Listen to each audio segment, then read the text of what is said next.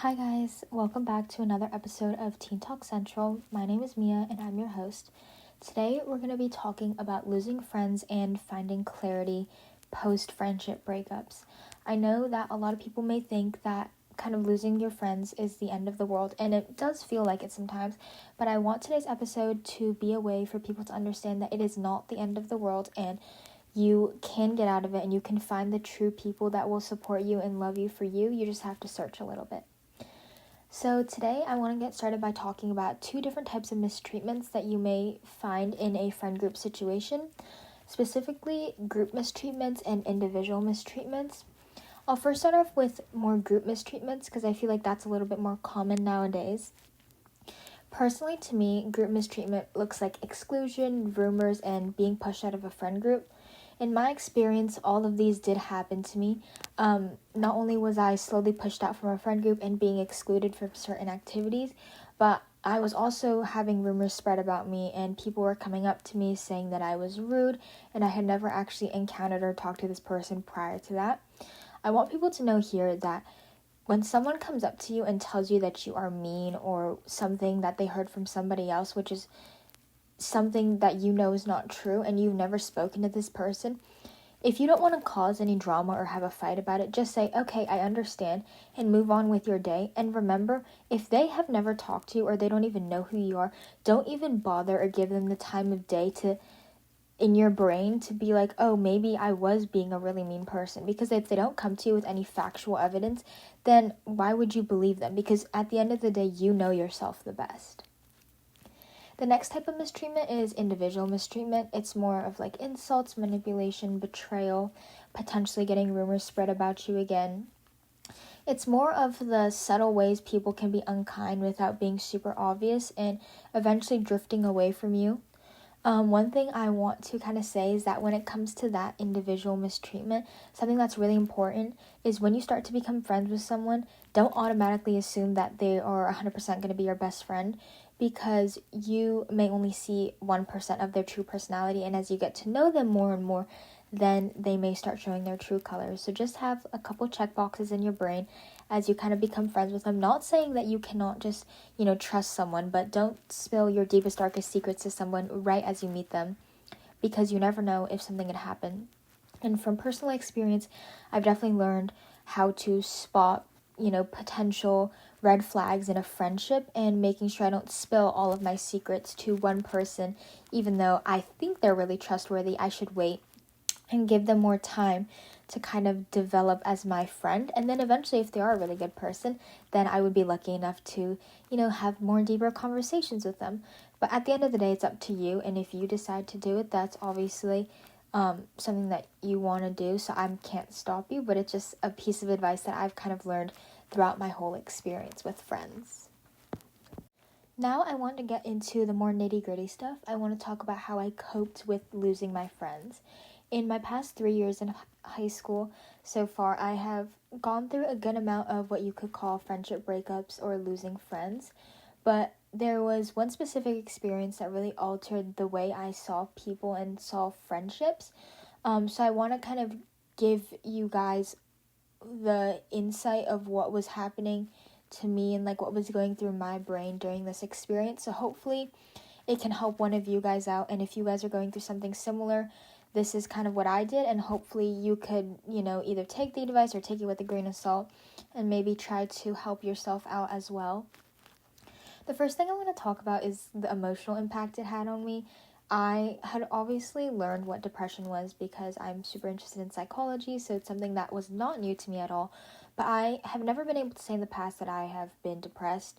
I have definitely been fortunate to live a life where I have a lot of laughter and happiness, but for a certain amount of time after I lost my friends, I could probably call myself mildly depressed, not severely depressed because I was still able to go to school, but I wanted to drop out of school and I wanted to not see anybody from my school because I was really just down in the dumps.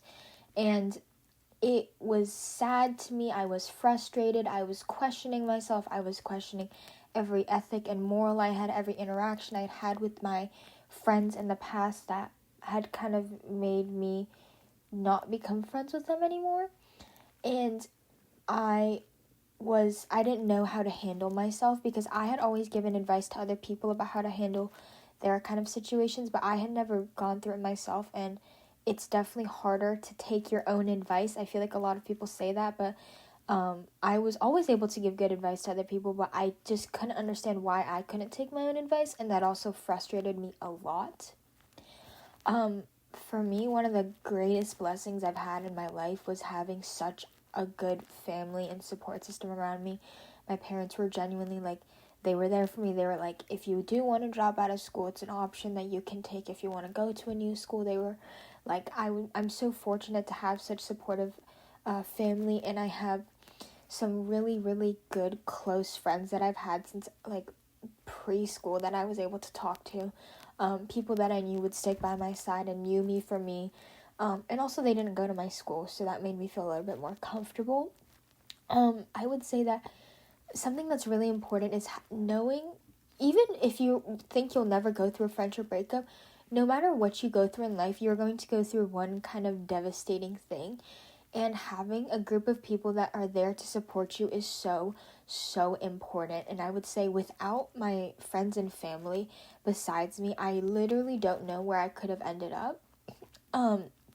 But there's also a bunch of other ways that you yourself can kind of try to help yourself if you don't have the best support system around you. I did a little bit of journaling. And I know a lot of people who do journaling tend to feel more refreshed afterwards, because they're kind of able to dump all of their thoughts out, and then they, maybe they don't read it for a week, but then they kind of look back and see, oh, wow, like I was really down in the dumps, but look at where I am now. But I think you just have to kind of figure out for yourself what's the best way for you to release this kind of anger or frustration that you might be experiencing while you are kind of going through a really tough time. And personally, I lost some friends that I thought would be really close to me.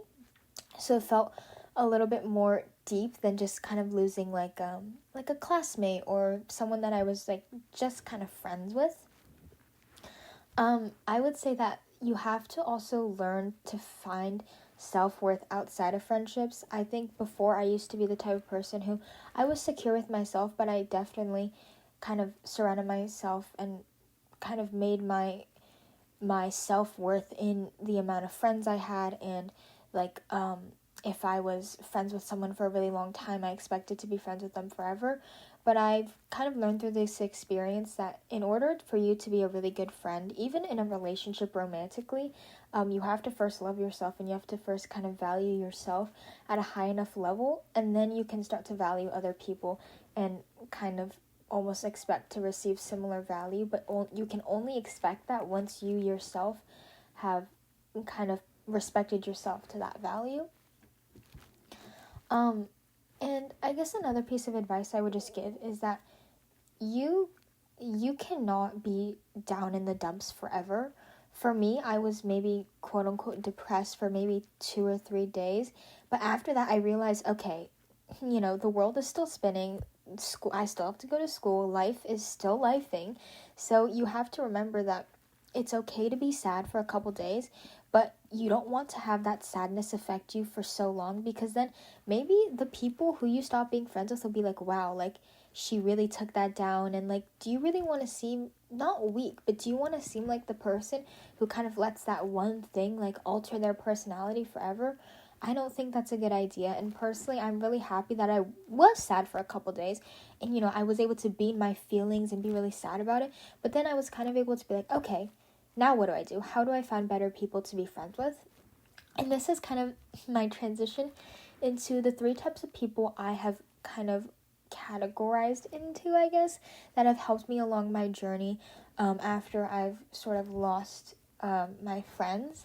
I would say the first ones are the people who stood up for me.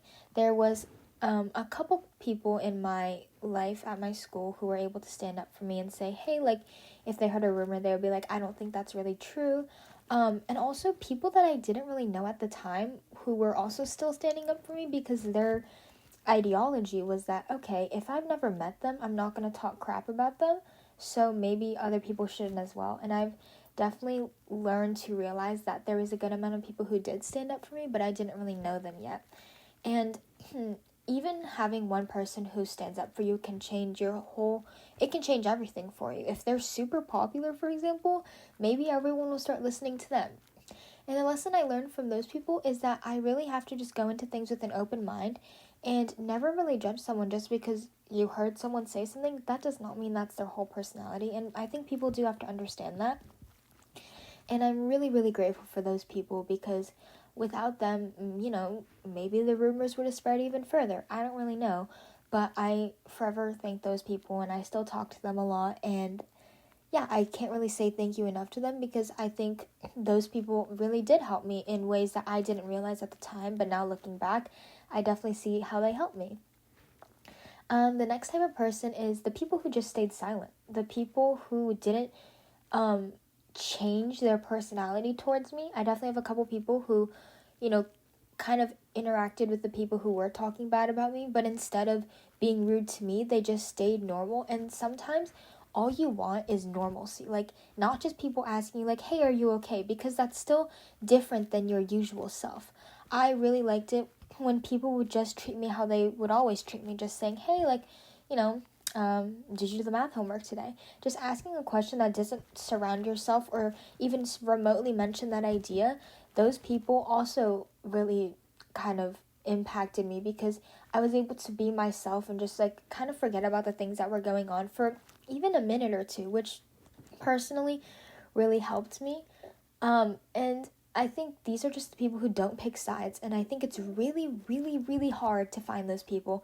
And I would say you may have one or two of those people in your whole lifetime, because usually people do pick sides, especially in high school, because of the fact that they want to stay popular, stay relevant, all that stuff. And the feeling that you get when you know that someone is kind of not picking sides and just being equal is so amazing. And to the people who did do that for me, I'm still friends with them and still forever grateful because they made me feel like normal. And normalcy was something I did not get for a couple months because people were still talking.